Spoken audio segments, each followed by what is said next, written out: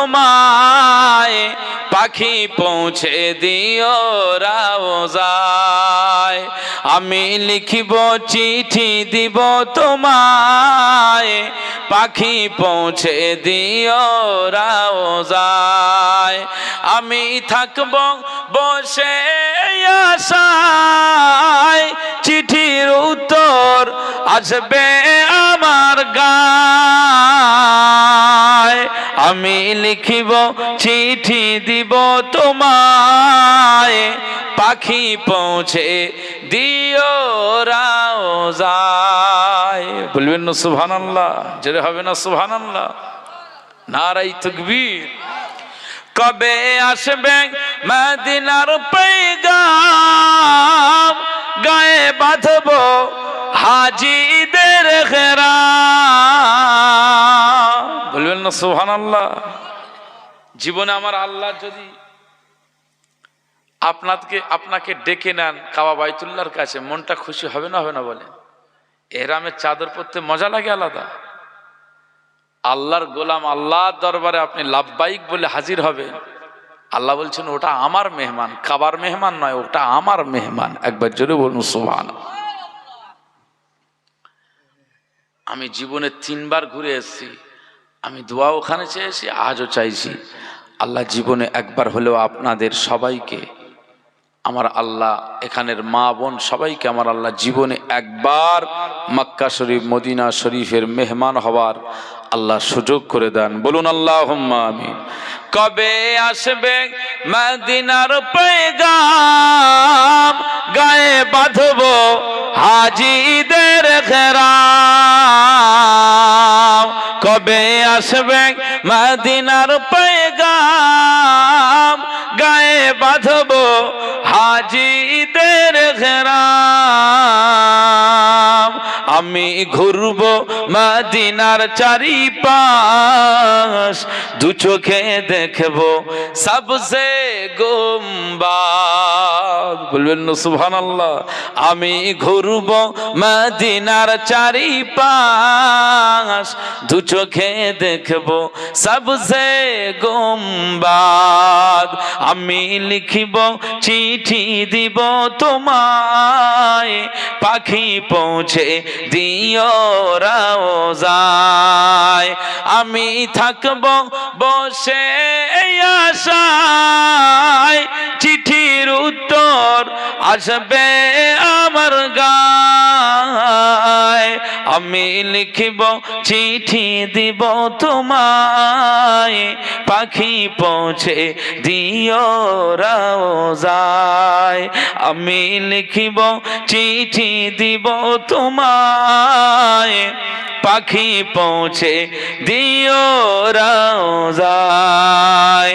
তৃষ্ণায় কাতর আমার এই মন, তৃষ্ণা মেটাবে আবে জমজম।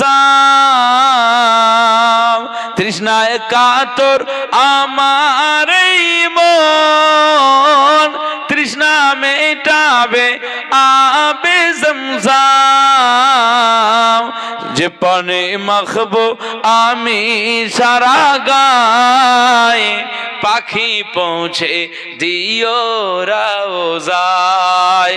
আমি লিখিব চিঠি দিব তোমায়, পাখি পৌঁছে দিও রওজায়। আমি থাকব বসে আশায়, চিঠির উত্তর আসবে আমার গায়। আমি লিখিব চিঠি দিব তোমায়, পাখি পৌঁছে দিও রওজায়। আল্লাহুম্মা সাল্লি আলা সাইয়্যিদিনা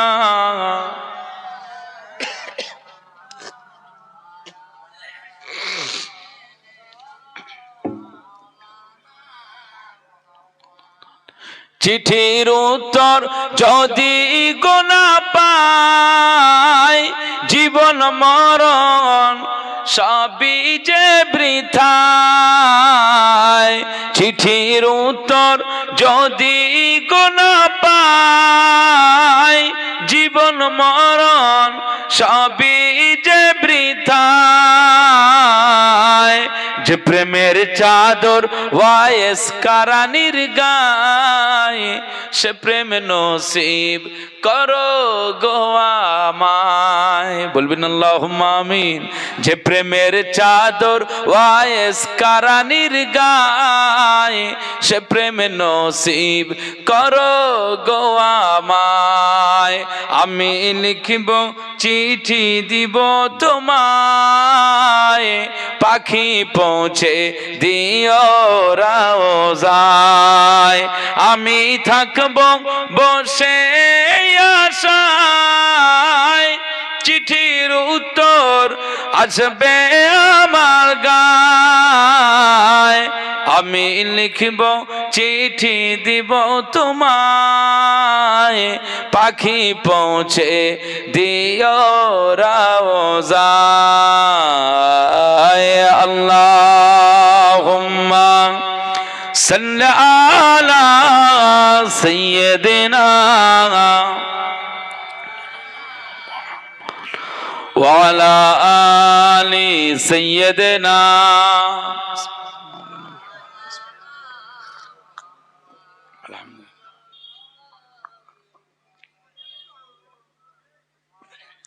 আলহামদুলিল্লাহ, আস্তাগফিরুল্লাহ।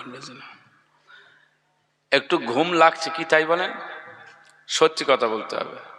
ঘুমে টলে লাগতে বলে না হুজুর ঘুম লাগে না, এরকম না। এই সময়টা ঘুমের সময়। আল্লাহ রাতকে ঘুমের জন্য, আরামের জন্য করেছেন। আপনি বললে হবে?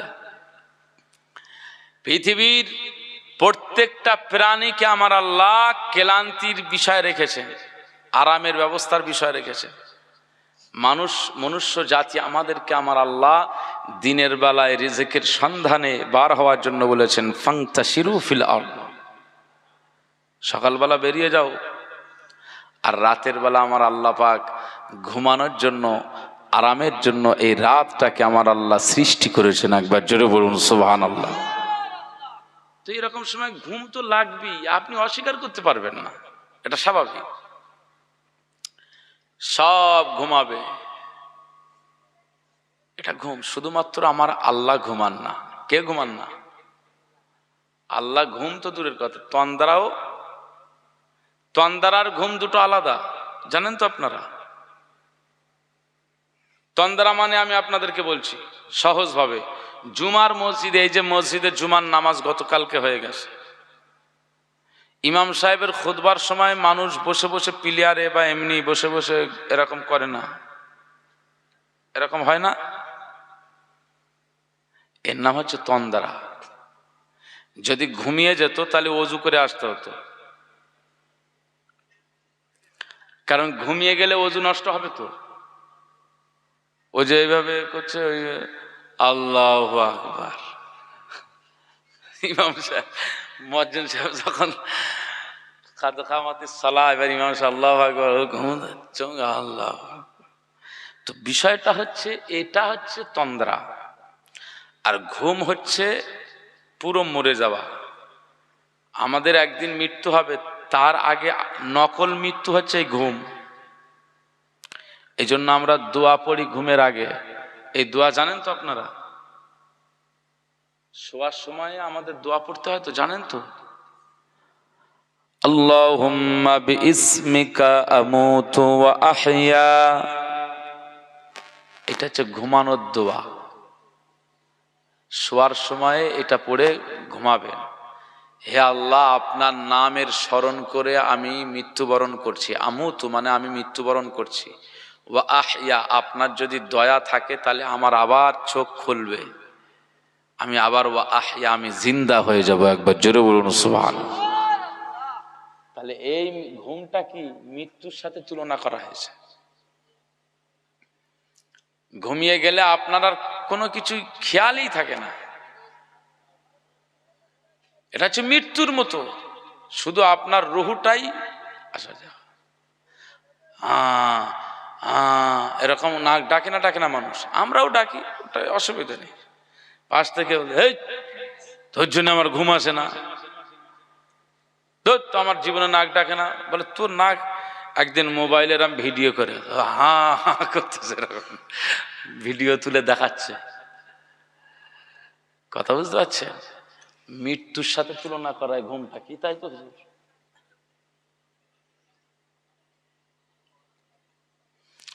আর ঘুম আলাদা জিনিস। ঘুম হচ্ছে আপনি একেবারে এইভাবে টোলে পড়ে গেলেন, আপনি বসে ঘুমাতে ঘুমাতে এরকম পিছনে পড়ে গেলেন উল্টে, মানে আপনি ঘুমিয়ে গেলেন। এই টোলে পড়ে যাওয়ার ক্ষেত্রে আপনার ওযু নষ্ট হয়ে যাবে। আর এমনি এইভাবে যতই দোলাদুলি করেন ওযু নষ্ট হবে না।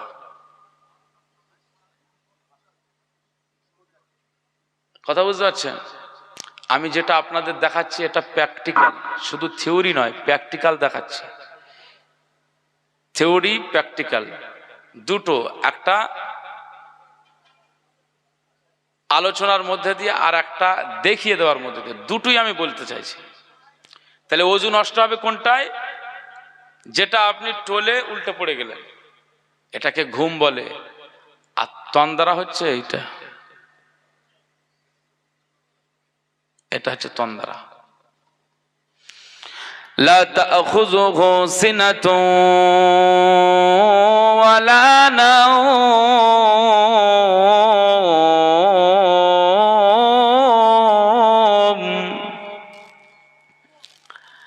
এই আয়াতুল কুরসি সূরা বাকারার একটা অংশ। আল্লাহু লা ইলাহা ইল্লা হুয়াল হাইয়ুল কাইয়্যুম।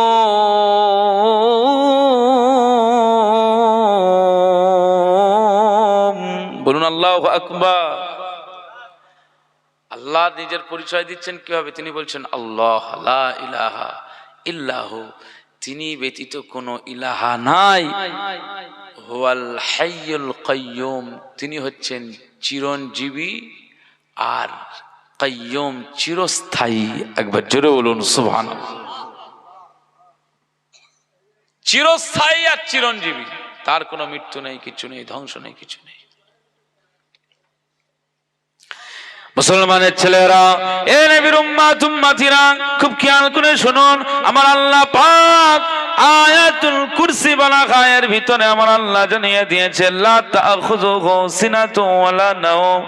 আমার আল্লাহ পাকের তন্দ্রা, ঘুম তো দূরের কথা, তন্দ্রা পর্যন্ত আমার আল্লাহকে স্পর্শ করতে পারে না, স্পর্শ করতে পারে না। আমার আল্লাহ যদি ঘুমিয়ে যান, বিশ্ব ব্যবস্থা তিনি পরিচালনা করেন, চন্দ্র তিনি উদয় করান, সূর্য তিনি উদয় করান। না না না, এই পরিমণ্ডল ভূমণ্ডলে সব কিছু, নভমণ্ডলে সব কিছু তিনি একক হাতে, কুদরতি হাতে তিনি এভাবে সুন্দর করে তিনি পরিচালনা করছেন। মনে রাখতে হবে, ড্রাইভার গাড়ি চালাতে চালাতে যদি ঘুমিয়ে যায়, গাড়ি ওই রাস্তায় থাকবে না, খালে চলে যাবে। দৃষ্টান্ত, অ্যাক্সিডেন্ট হবে।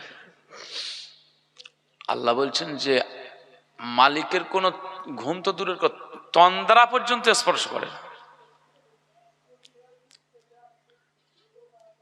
তিনি সবকিছু পরিচালনা করছেন, স্তরে স্তরে সবকিছু সুন্দর করে সাজিয়ে রেখেছেন।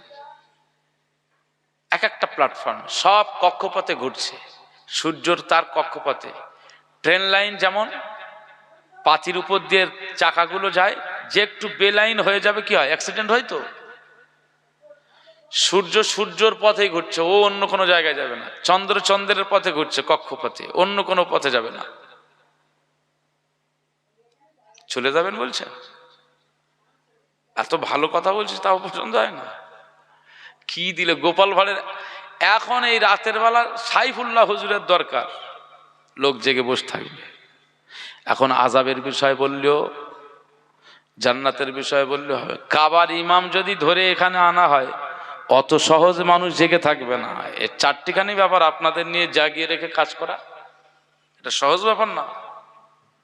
একমাত্র সাইফুল্লাহ হুজুর আর খোকামই সাহেব ছাড়া এই রাত্রি আপনাদের জাগিয়ে রাখতে পারবে না। মুসলমানের ছেলেরা, এ নবীর উম্মত উম্মতিরা, আমার আল্লাহ যদি তন্দ্রা এসে যায়, বিশ্ব ব্যবস্থা সব তছনছ হয়ে যাবে, সব ধ্বংস হয়ে যাবে, সব ধূলিসাৎ হয়ে যাবে। এজন্য আমার আল্লাহ পাক বলেন লা তাখুযুহু সিনাতুন ওয়ালা নাওম, ঘুম দূরের কথা আমার আল্লাহ পাকে তন্দ্রাও স্পর্শ করে না। দুনিয়ার জমিনে আমরা যারা মানুষ, আমরা যারা বান্দা হিসাবে এসেছি, অবশ্যই আমাদেরকে পরিশ্রান্ত ক্লান্ত হওয়ার পরে, পরিশ্রম করার পরে আমার আল্লাহ একটা ঘুমের বিষয় রেখে দিয়েছে। ঘুম না হলে শরীর ফিট হয় না। আপনি আপনার ব্রেনের সমস্যা, অতি ডিপ্রেশনে ভুগে গেছেন, ঘুম আসতে চায় না, ডাক্তারের কাছে চলে গেলেন, আপনার ঘুমের ট্যাবলেট দেবেন, নার্ভের ওষুধ দিয়ে দেবে যাতে ঘুম চলে আসে, ঘুম চলে আসে। ঘুম হওয়ার পরে শরীরে একটা আলাদা মেজাজ, আলাদা ফুরফুরে মেজাজ তৈরি হয়ে যায়। এই জন্য ঘুমটা বড় নিয়ামত, এটাও একটা বড় নিয়ামত। বহু মানুষের ঘুম আসে না, তাই ঘুমের ট্যাবলেট খেয়ে সে ঘুমাতে যায়।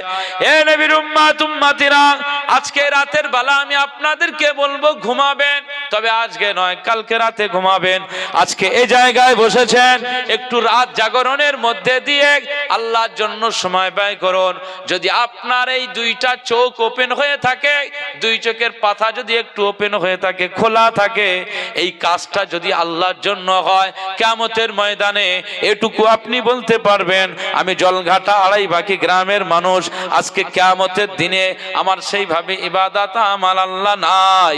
তবে রাতের বেলা, আজ রাতের বেলা আমরা আওয়াজের মাহফিলে বসেছিলাম, আল্লাহ আমরা ঘুমায় নাই, এত ঘুম পাচ্ছিল, তারপরেও শুধু আপনার ওয়াজ নসিহত, কোরআন কালামের এই সমস্ত কথাবার্তা শোনার জন্য।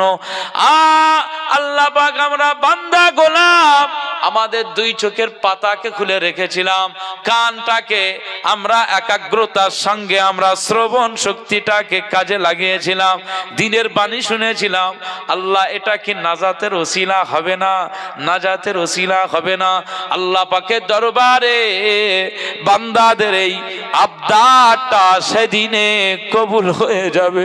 আমার আল্লাহ পাক বলেন কিয়ামতের ময়দানে বান্দাদের উপরে যখন রহমতের দরিয়া জোশ মেরে যাবে, আবার আল্লাহ পাক বলবেন যাও বান্দা, এই যে তোমরা আড়াই বাকি জলঘাটা মসজিদ মাদ্রাসা প্রাঙ্গণের মাহফিলে রাত জেগে জেগে জেগে জেগে কোরআন ও হাদিস শুনেছিলে হেদায়েত নেওয়ার জন্য, এই জন্য আজ আমি আল্লাহ পাক ওই রাতের মাহফিলে বসবার কারণে আমি আল্লাহ পাক আজকে নাজাতের ওসিলা করে দিলাম।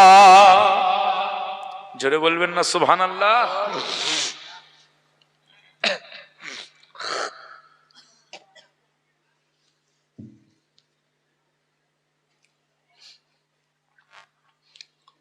তো আজকে রাতে আমাদের সবাইকে একটু কষ্ট করে রাত জাগতে হবে। আমি এই বিদায় নেব, আবার ফের আসবে মুফতি মাহমুদুর রহমান সাহেব, তারপরে আসবেন আর এক আব্দুল মুহিত সাহেব।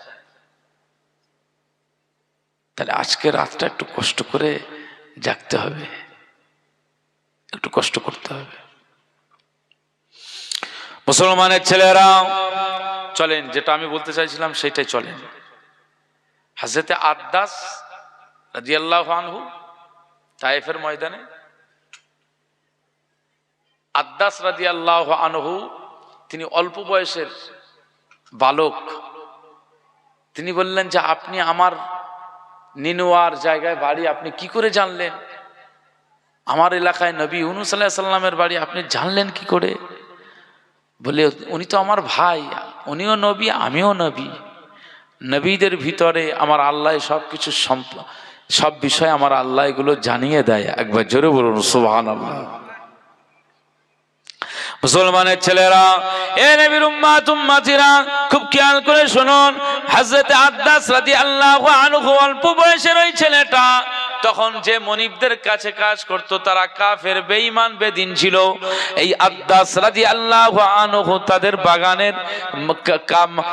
বাগানের একজন কর্মচারী হওয়ার শ্রমিক হওয়ার পরেও তিনি দেখলেন অল্প বয়সের ওই ছেলেটা দেখলেন আমি একজন নবীর সামনে চলে এসেছি, এই সুযোগ আর ছাড়া যাবে না।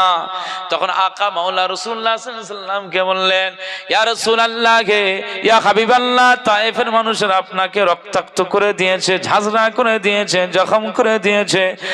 আজ আমি আদ্দাস রাদিয়াল্লাহু আনহু এই বাগানে আঙ্গুরের ফল খাওয়ালাম, রস খাওয়ালাম, আপনি বিসমিল্লাহ বলেছেন, আমি তথ্যটা নতুন পেলাম, কিন্তু আপনি নবীজি এটা আজও আমি নতুন আপনাকে দেখে নিলাম।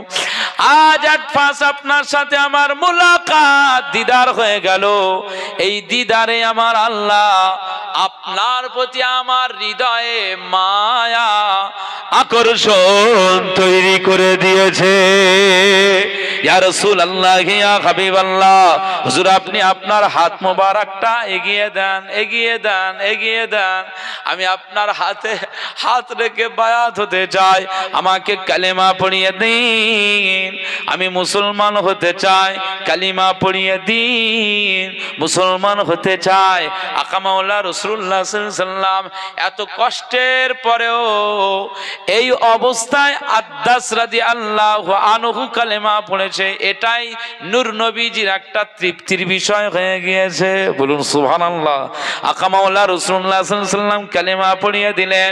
এ নবীর উম্মত উম্মতিরা খুব খেয়াল করে শুনুন, আমি যে কথা বলতে চাইছিলাম, আমার আল্লাহ পাক বলেছেন জিবরিল ফেরেশতা আমার হাবিবের পারমিশন নাও।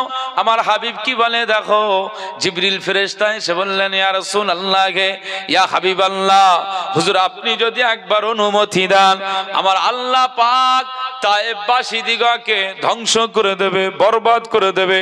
ওরা আপনাকে যেভাবে কষ্ট দিয়েছে, আমার আল্লাহ পাকের কষ্ট হয়েছে, আমার আল্লাহ সহ্য করতে পারেন না। এই তায়েফের দুই দিকের পাহাড়কে সরিয়ে সরিয়ে সরিয়ে সরিয়ে সরিয়ে সরিয়ে আমার আল্লাহ এক জায়গায় করে দিয়ে তায়েফবাসী দিগকে আমার আল্লাহ ধ্বংস করে দেবে, পিঁপড়ে মারা করে দেবে। শুধু আপনার ইশারাটা পেতে চায়। আকা মাওলা রাসূলুল্লাহ সাল্লাল্লাহু আলাইহি ওয়াসাল্লামের সময় বলেছিলেন, ভাই জিবরিল, ও ভাই জিবরিল আমিন আলাইহিস সালাম, আজকে আমি আকা মাওলা রাসূলুল্লাহ সাল্লাল্লাহু আলাইহি ওয়াসাল্লাম এই দুনিয়ার জমিনে আমি আমার উম্মত উম্মতি দিগকে আমি অনেক ভালোবাসি। জোরে বলবেন না সুবহানাল্লাহ, জোরে বলবেন না সুবহানাল্লাহ। পৃথিবীর জমিনে অন্যান্য নবীরা তাদের কওমের বিরুদ্ধে দোয়া করেছেন।